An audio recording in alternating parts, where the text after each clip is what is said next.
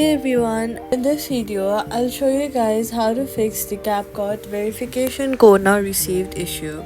First, make sure you have a good internet connection. If you're using mobile data, switch to Wi-Fi, and if you're on Wi-Fi, switch to mobile data. A weak or unstable connection can stop the verification code from being delivered. Then check that you have entered the correct email address inside the app.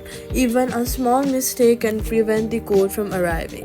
If the app sends the code through email, make sure you check your spam or junk folder. Open the Gmail app and then click on the three-line option in the top left corner. Scroll down and check your trash or spam folder. Sometimes the message may have been filtered there. Then restart your phone and try requesting their verification code again. You can also turn airplane mode on for about 10 to 15 seconds, and then turn it back off.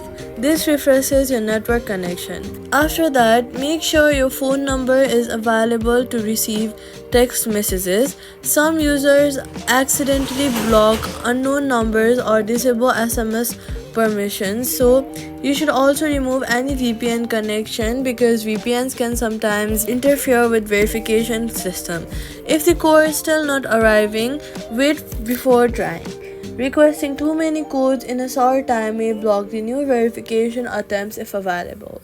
Try using the voice call verification option instead of SMS.